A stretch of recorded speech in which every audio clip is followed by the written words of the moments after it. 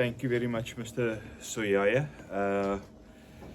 I don't think we've got a PA system that's, I can hear it's a bit problematic.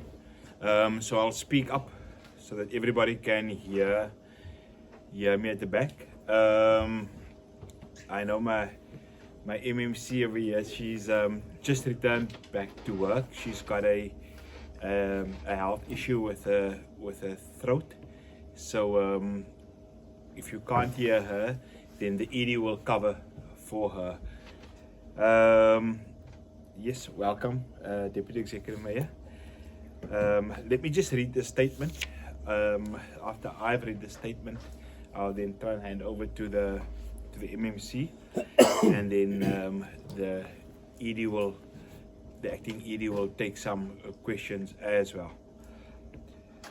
The Nelson Mandela Bay Municipality electricity network is facing significant disruptions due to the collapse of 4 132 kV overhead transmission towers. So it's 4 132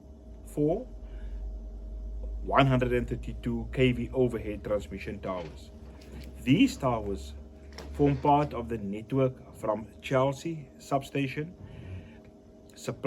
which applies power to Arlington substation and Summerstrand substation through shared double circuit steel lattice structures.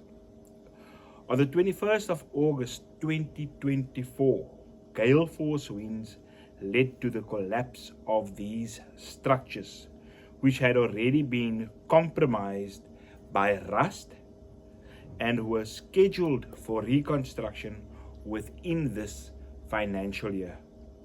The wards affected include wards 1, 2, 3 and 4, and the areas directly affected by the power outages include Summerstrand, EP Command, Forest Hill, Umud, South End, Arlington, Lovemore Park, Miramar, Parry Park, Providentia, Schoenmakerskop, Warmer Location, Warmer Industrial, and other surrounding areas. Like I said, the cause of this was the gale force winds which we experienced on the 21st of August 2024, which then led to the collapse of the 4 double circuit steel lattice structures. However, it's important to note that these structures were already identified as vulnerable due to significant rust and corrosion, likely accelerated by the proximity to the sea and exposure to corrosive salt air. These sections have been marked as critical for reconstruction, as said earlier, in this financial year 2024-2025. MMC, you gonna take a chance?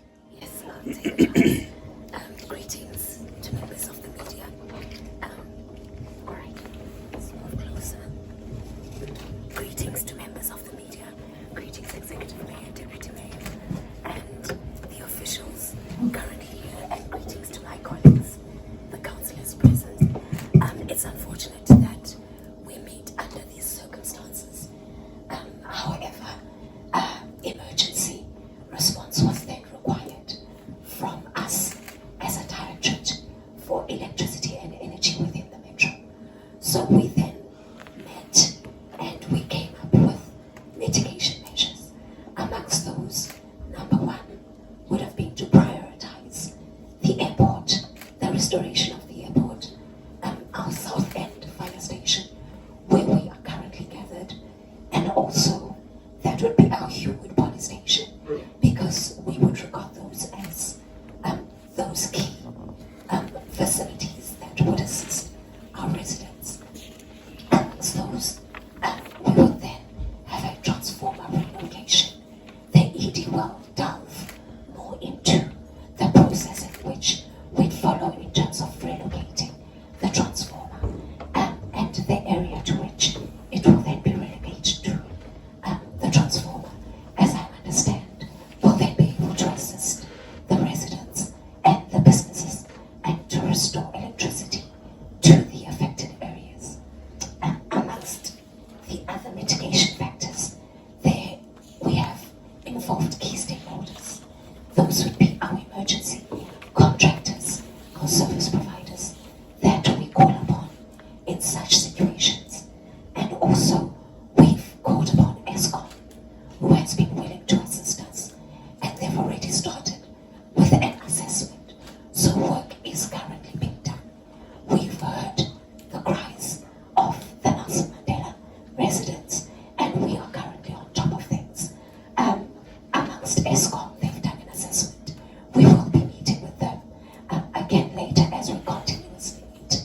to go ahead and look at what we can bring forward to expedite the restoration to residents and to business.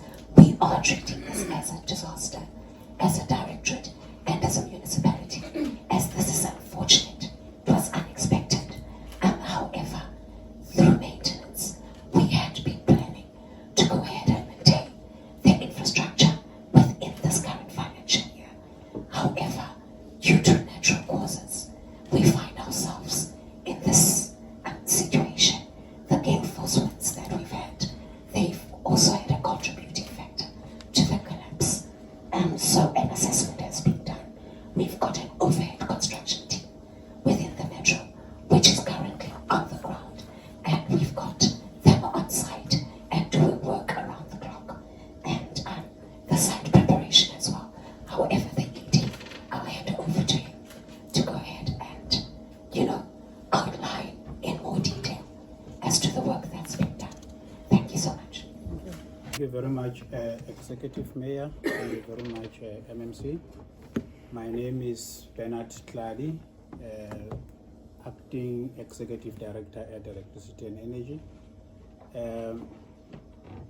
The overall background has been laid out, but I just wanted to say to the residents of the Nelson Mandela Bay municipality that we are doing everything that we can. Yes, the planned maintenance was already there, planned for this thing, but one can already see that it's just the climate change that is actually hitting us hard. This climate change, if we forget for a moment about the pylons, one can even see even the N2 on the seaside that the tide is very high. So we have these mitigation plans that the MMC has alluded to say in-house we have the emergency contractor that we have, and we have the team that is working on the overhead line.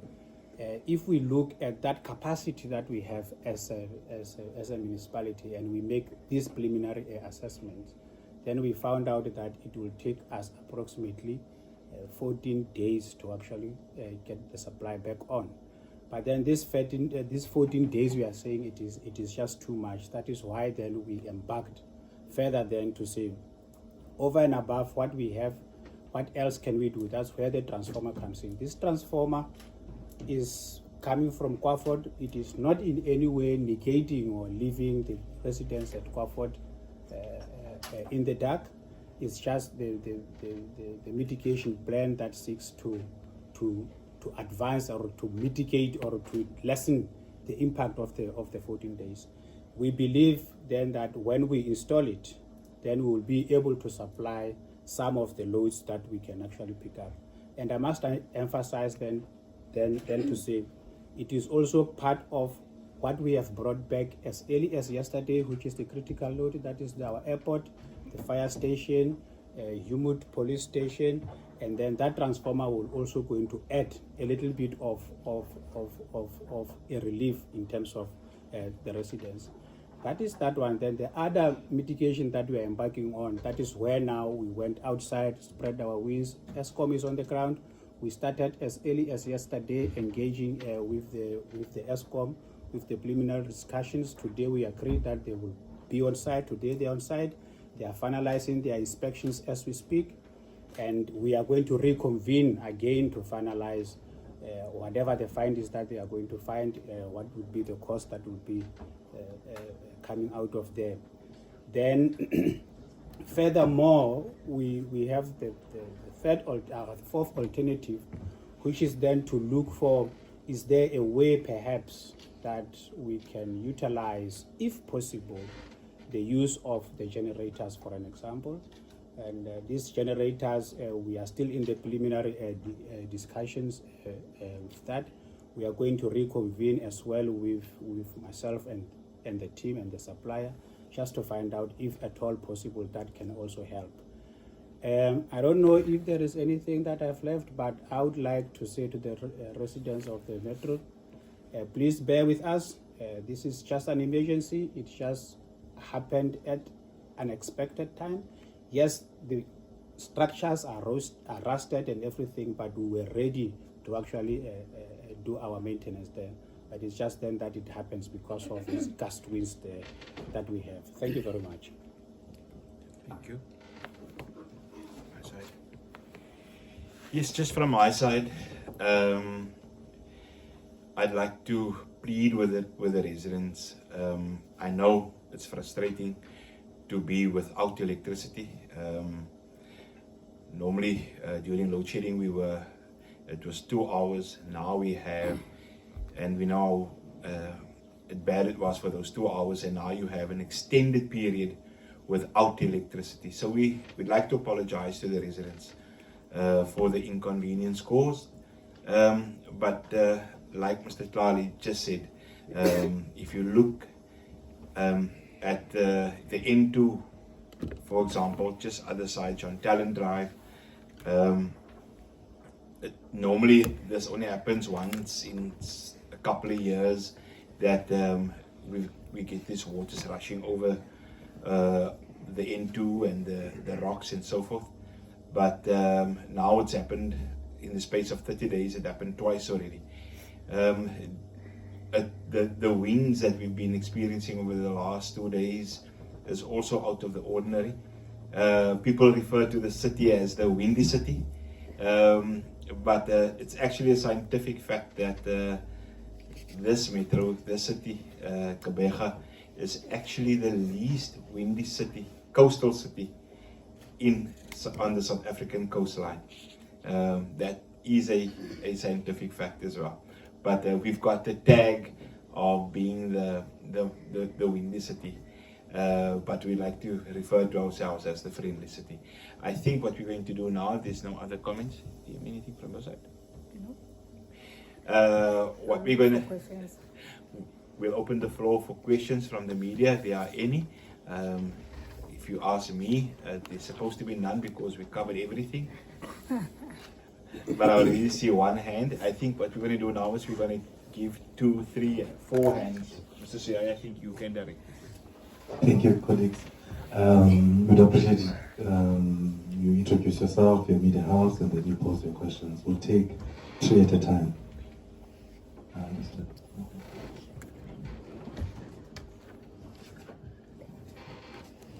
Good afternoon.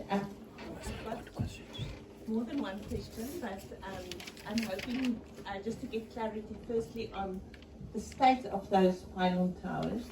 I mean, were there any, I'm just trying to figure out, were you hoping that they won't fall, or did you test them and then the wind came and the wind was too strong?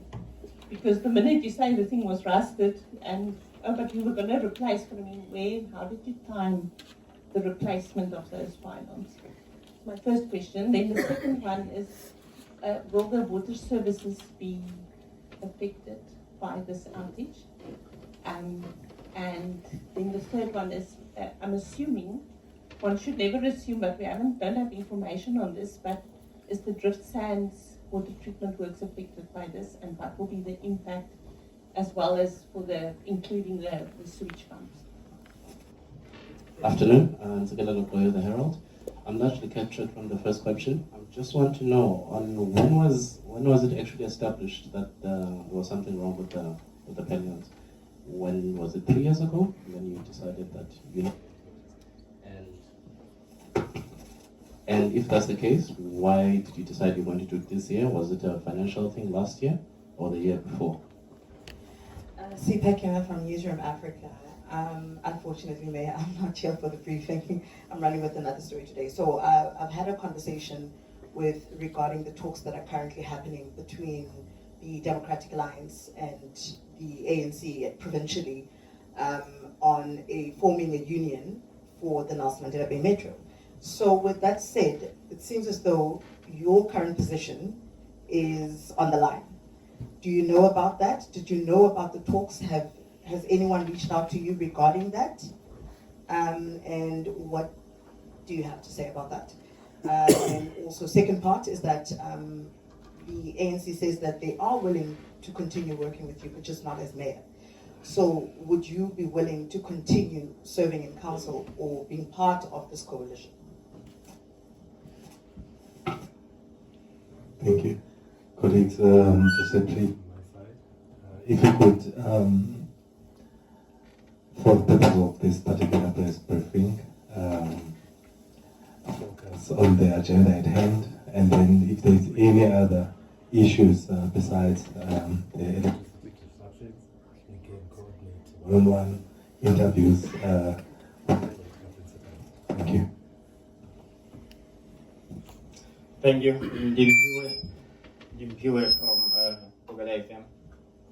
I just want to know when were these pylons or transmission were erected, and also over the years, what kind of services have you been doing?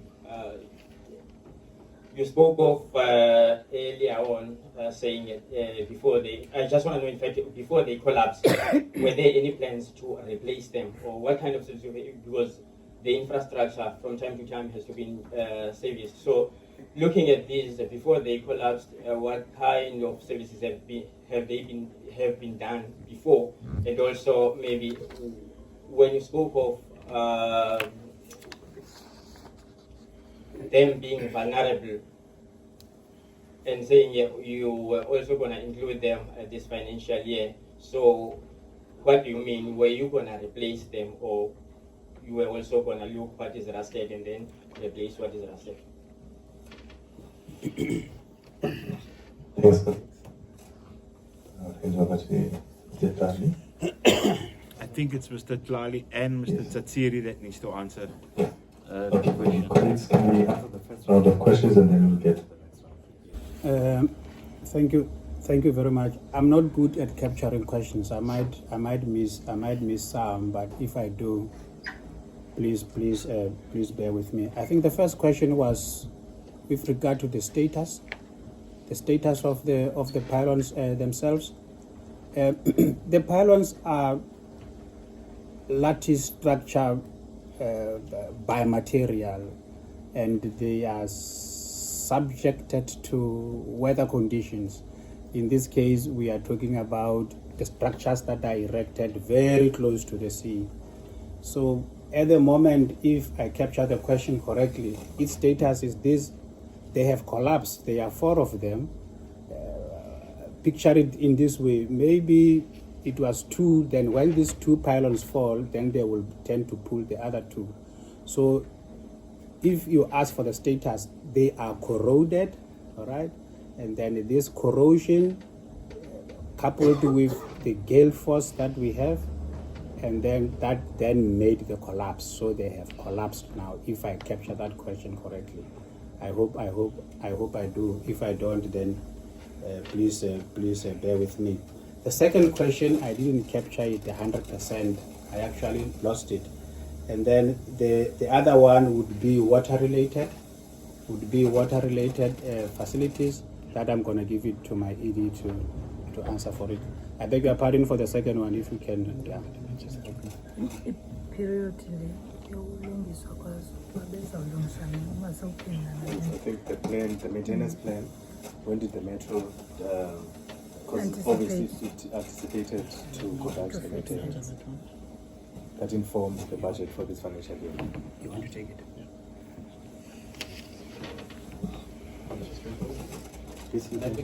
No, I just want to know, when did you establish the damage, the actual problem that you might need to work on this?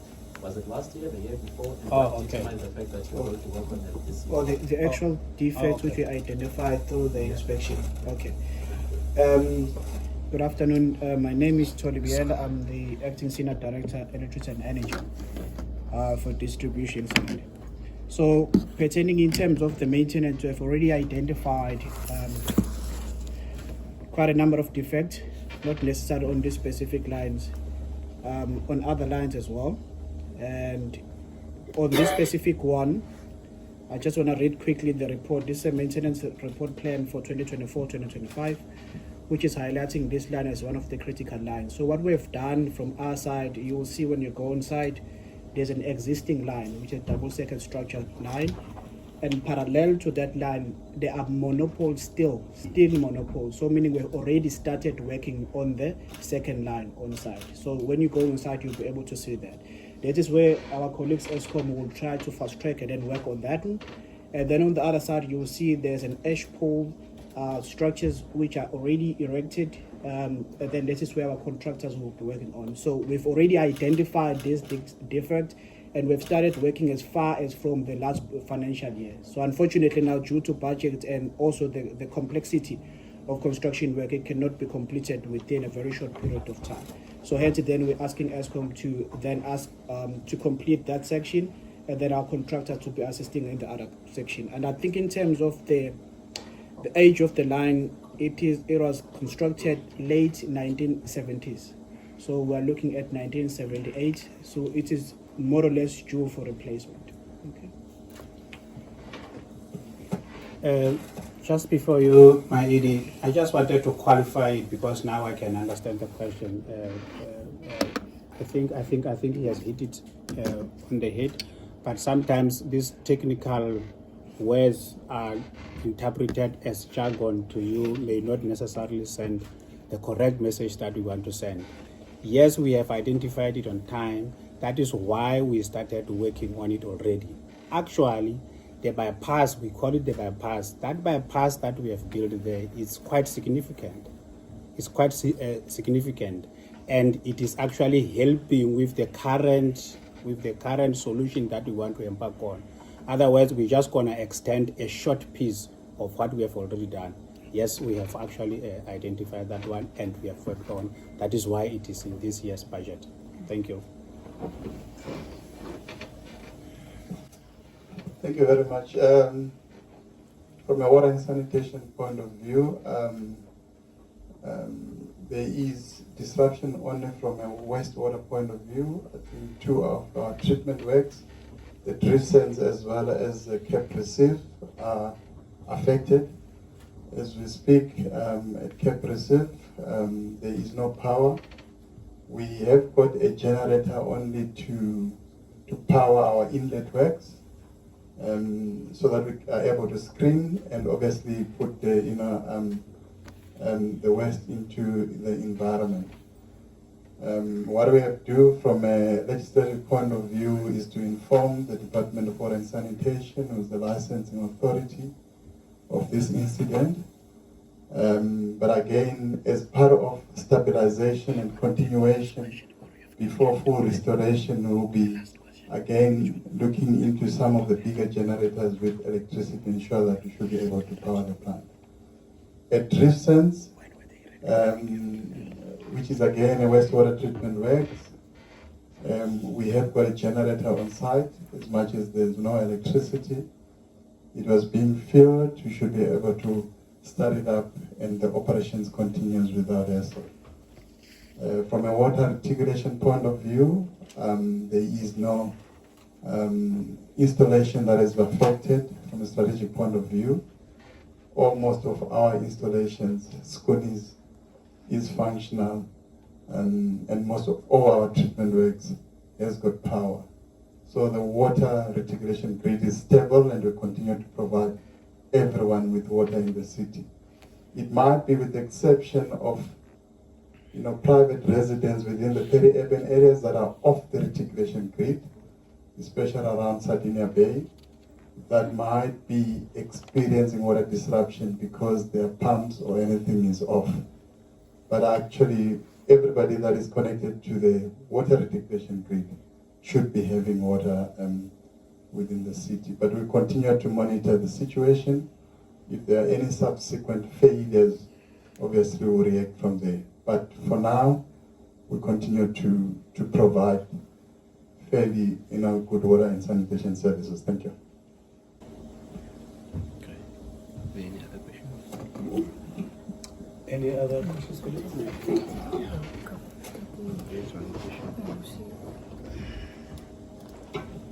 I think I may be loud enough to speak. Everybody, you can hear me. I'm Alan from IPE, and I'll keep my questions short so that you can follow them. Thank you. In this round of maintenance, how many more pylons in the entire system have been identified that need to be replaced? That's number one. Number two, is there significant vandalism and stealing of metal from any of the pylons? That's number 2. Number 3, would it be fair to say that the gale force winds were the tipping point and not the cause? 4, do you have an ETA on when this transformer from Quaford will be operational? And 5, could you perhaps give us an indication in terms of your best and your worst case scenario for the resumption of electricity to the affected areas? Thank you. Colleagues, any last two? Then we close off the session.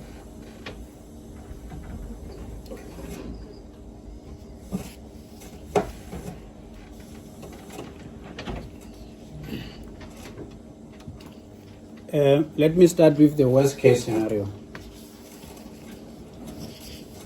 Good place to start. Yeah.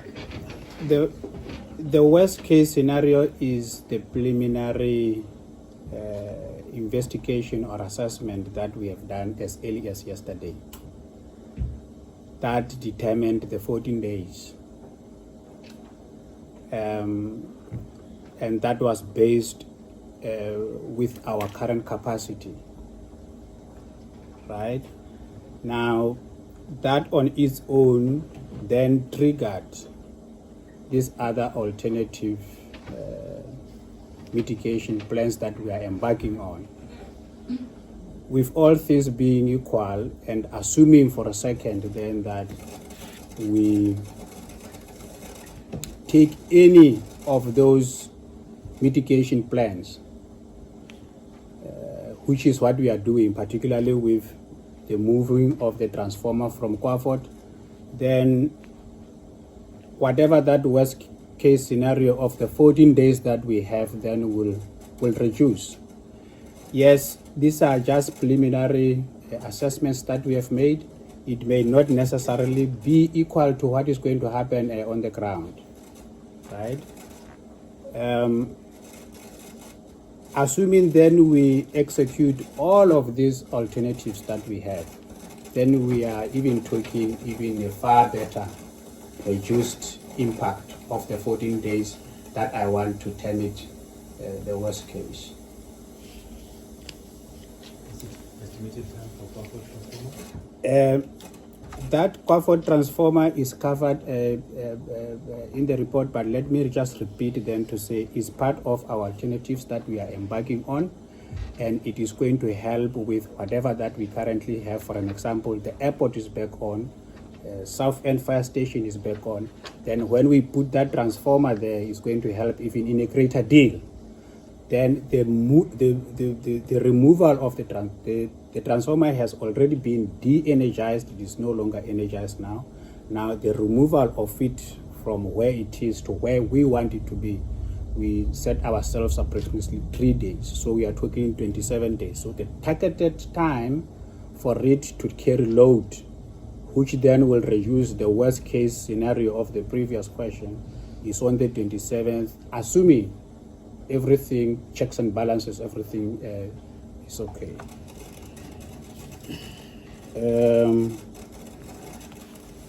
Vandalism?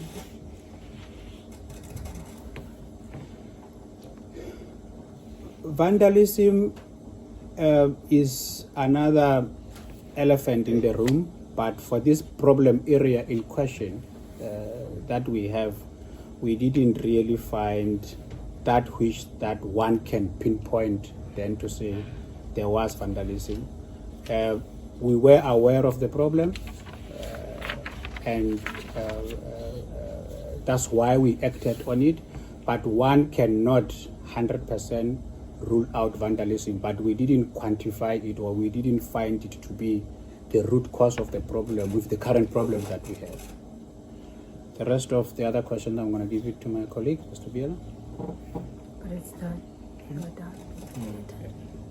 I think in terms of maybe responding to vandalism, we have members of structures which are vandalized on the very same line. I think it goes in terms of how the number of defects that we've identified on the very same line, but specifically on the Arlington line, we've identified a structure which has been vandalized, and it forms part of our plan to replace it, and also the other defects which we have identified. And I think we just need to indicate that we did not only identify only these 4 structures. I think you'll see when you go inside, we have quite a number of structures that are being erected currently, still monopole, because we want to move away completely from the existing line and build up a completely new line. But it's unfortunate that we're having this incident. Now we need to respond as quick as possible. Can I just ask one more question? I don't need the microphone. I just want to make sure, so when was the last time before this incident that your team was out there at the pylons? What date was that? I can comfortably answer that because Okay. I'm still new. I'm 4 months old in this municipality. So if I can answer that question, means we've been there like as early as I think 2 months ago, where we verified the inspection on these specific lines. And were you happy when you verified them that they would last till August? Because we know August is the windy month in PE. Okay. Hence, then in terms of our maintenance plan, we put it as the high priority because specifically this section, it was the high priority. So you were But, not happy? Well, I wasn't happy. Hence, then the beginning of financial year for the municipality start in July.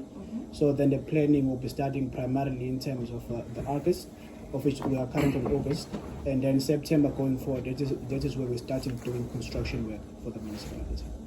Yeah. So it just happened coincidentally. It's unfortunate.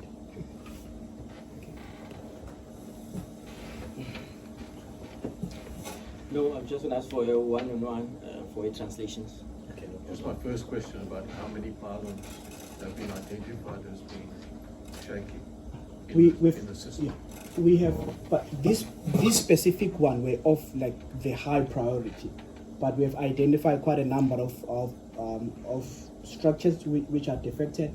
Hence, then I indicated that we've erected quite a number of structures as well in parallel just to address these issues. But out of my head, I cannot give you the exact number, but we've identified quite a few defects on the line.